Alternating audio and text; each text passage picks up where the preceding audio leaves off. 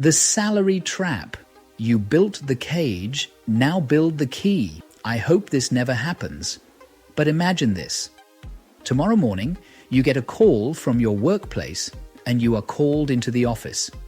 You are told something which means your salary stops today or within a week. How long before your life starts falling apart? 6 months? 3 months? 1 month? Maybe less? Now here is the uncomfortable question. If losing one monthly payment can threaten a lifestyle you spent 10, 20, even 30 years building, how secure are you really? We call it job security. But sometimes what we have actually built is salary dependency. And here's the important part. Your employer didn't necessarily trap you. The government didn't trap you. Your bank didn't trap you. You may have slowly built the trap yourself. One promotion, one bigger house, one nicer car, one new monthly payment at a time. And that's good news. Because if your choices helped build the trap, different choices can build the escape. 1. Meet Rob, the successful 47-year-old professional who can't stop working. He's done almost everything society told him successful people should do. He studied hard, built a career, got promoted, earned more, bought a good house, upgraded his car, took better holidays, put his children through good schools. His wage is now $120,000 a year. 20 years ago, Rob would have considered that rich. But today, Rob doesn't feel rich. He feels expensive. His mortgage is expensive. His cars are expensive. His holidays are expensive. His children's lifestyle is expensive. His subscriptions, insurance, restaurants, and everyday expectations are expensive. Then one Monday morning, something changes. Rob's workplace announces restructuring. For the first time in years, Rob looks at his job differently. Not as a career, not as an opportunity, but as a lifeline. And suddenly he realizes, I can't afford to lose this job. But here's the paradox. Rob earns more money than ever before. So why does he feel less free? Because somewhere along the journey, Rob confused three completely different things: income, lifestyle, and wealth. 2. A high salary does not make you wealthy. Suppose two people both earn $100,000. Person A spends $95,000 every year. Person B spends $60,000. Who is richer? The payslip says they're equal, but financially, they're living completely different lives. Person A has $5,000 of annual breathing room. Person B has $40,000. One unexpected event could terrify Person A. Person B has options. That's why one of the biggest financial mistakes professionals make is using income as the scoreboard for wealth. It isn't. Income tells you how much money flows through your life. Wealth tells you how much you keep, own, and build. And freedom? Freedom depends heavily on how long you can live without needing the next salary payment. That is a very different measurement of success. 3. The promotion paradox. Now let's return to Rob. At 30, perhaps Rob earned $45,000. Then he got promoted. $60,000. Great. So he upgraded the car. Later, $80,000. Now the family wanted a bigger house. Then $100,000. Better holidays, better restaurants, better clothes, more holidays, maybe private school fees, maybe a second car, then $120,000. Surely Rob should finally feel financially free, but he doesn't. Because every time his income climbed, his lifestyle climbed behind it to satisfy delayed gratification. Not because somebody forced him, because upgrading feels like progress. And that's the psychological trap. We often reward ourselves for earning more by making it more expensive to be ourselves. A $10,000 raise becomes a $500 a month car.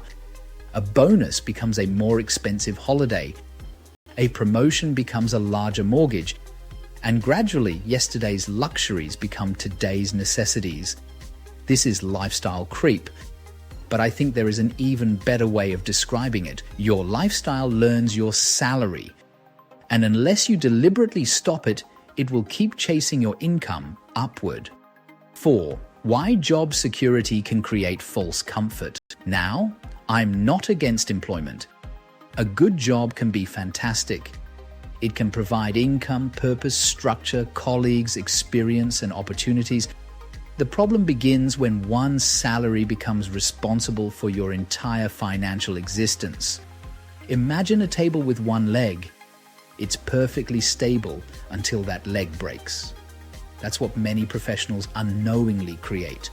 One employer, one salary, one mortgage funded by that salary, one lifestyle dependent on that salary, one pension strategy, one financial engine, and then we call it security. But genuine financial security should become stronger as your career progresses, not weaker. After 10 or 20 years of professional success, ideally, you should have more choices than when you started. But many people have the opposite experience. At 25, they could leave almost anything. At 45, they're terrified to leave anything. Why? Their salary increased, but their obligations increased with it. That's how a successful career can slowly become a pair of golden handcuffs. They are golden because the salary is good. They're handcuffs because you can't imagine living without it. 5. The most dangerous word, deserve. Then comes another psychological problem. You work hard, so you tell yourself, I deserve it. I deserve the new car. I deserve business class. I deserve the expensive watch. I deserve the bigger house. And perhaps you do. But there's a question almost nobody asks. Can I afford the freedom I'm exchanging for it? Because almost every recurring expense makes a small claim on your future. A $700 monthly car payment isn't simply $700. It's a promise that next month's Rob will earn enough to pay for today's Rob's decision. The mortgage does the same. The subscriptions do the same. The credit cards do the same. The lifestyle does the same. Eventually, you've promised so much of your future income that your future self has very few choices left. That isn't somebody else's conspiracy. That's a contract you wrote with your own behavior, your financial responsibility. 6. Why trading time for money has a limit. There is another problem with salary alone. Your time is finite. You can become more skilled. You can negotiate better. You can get promoted. You can earn substantially more per hour. But there are still only 24 hours in a day. So if your entire financial model depends on repeatedly selling your expertise and time, there is eventually a ceiling. And inflation makes this even harder. Your salary may rise by 4%. But if housing, food, travel, education, and lifestyle costs rise around you, that raise may not produce much additional freedom. Then add lifestyle creep. Your income goes up. Your expectations go up. Your spending goes up. And despite earning more, your financial breathing room barely changes. So the question eventually needs to change from how can I earn more to how can more of what I earn start working for me? That's the beginning of a completely different financial philosophy. 7. The freedom number. Here's an exercise I want you to do. Don't calculate your salary. Calculate your freedom number. Ask yourself, if my income stopped today, how many months could my household continue without borrowing money? Don't count your credit card limit. Don't count money you hope to earn. Count genuinely accessible resources. Maybe your answer is 12 months. Excellent. Maybe it's 6. Maybe 3. Maybe 3 weeks. There is no reason for shame. The number is simply information, but it may tell you far more about your financial security than your job title does. because someone earning $60,000 with a year's expenses available may have considerably more practical freedom than someone earning $250,000 who needs the next month's salary. The size of the salary is impressive. The ability to survive without it is powerful. 8. How to start breaking the salary trap. So what do you actually do? I'm not going to tell you to resign tomorrow. That would be ridiculous. Your salary can actually become the tool that helps you build freedom. But you need to start treating it differently. Step 1. Stop automatically upgrading. The next time your income increases, don't immediately increase your lifestyle. Create a deliberate gap. If your salary rises by $10,000, you don't have to find $10,000 of new things to buy. Let some of the improvement remain invisible. Because money you don't need to display can become money that creates options. Step 2. Know your real monthly cost. Most professionals know roughly what they earn. Far fewer know exactly what their lifestyle costs. Calculate it. Mortgage, cars, food, insurance, schooling, travel, subscriptions, debt, everything. Then ask, which of these expenses genuinely improves my life? And which ones am I maintaining simply because my income allows me to? Those are very different questions. Step 3. Build a financial runway. Start building enough accessible reserves to cover several months of essential expenses. Why? Not simply for emergencies, for negotiating power. Imagine walking into a difficult meeting knowing, I don't desperately need this month's salary. You behave differently. You negotiate differently. You tolerate less nonsense. You make decisions differently. Money doesn't just buy things. Money can buy the ability to say no. Step 4. Build assets, not just upgrades. As your income increases, deliberately direct part of that increase toward assets. That might include diversified investments, pensions, business ownership, intellectual property, or other appropriate long-term assets depending on your circumstances and risk tolerance. The exact vehicle is personal. The principle isn't. You want some of today's work to continue producing value tomorrow. Otherwise, every Monday morning, the machine starts again. Work, earn, spend, repeat. Step 5.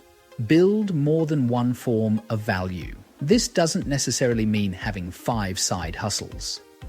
It means asking, is my employer the only person willing to pay for what I know? You may have 20 years of knowledge locked inside your head. Could that knowledge become consulting, teaching, advisory work, a business, intellectual property, technology, investments, a software product? The objective isn't to work another 30 hours every week. It's to reduce your dependence on one source of income over time. 9. The real definition of financial freedom.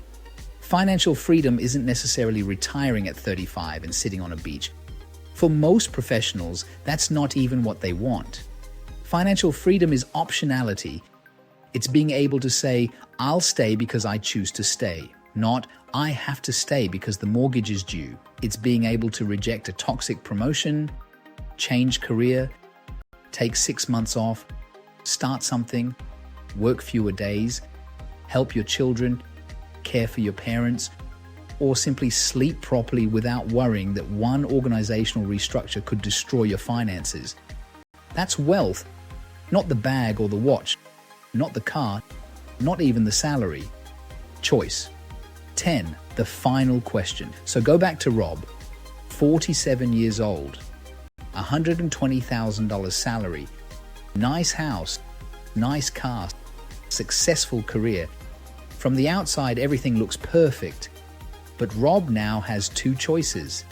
He can spend the next decade chasing $150,000, then $180,000, then $200,000, while allowing his lifestyle to chase him upward. Or he can change the game. Keep earning. But stop automatically consuming every increase. Build reserves, build assets, build alternative sources of value, and gradually make his salary something he chooses to receive rather than something he cannot survive without. That's the difference. Your job isn't necessarily trapping you. Your salary isn't necessarily trapping you. Your employer isn't necessarily trapping you. The danger is building a life whose monthly cost removes your ability to choose. And if your own decisions helped create that dependency, your decisions can dismantle it. So here's the question I want you to leave with. Do you own your lifestyle, or does your lifestyle own you? Because the goal isn't to become rich enough to buy everything.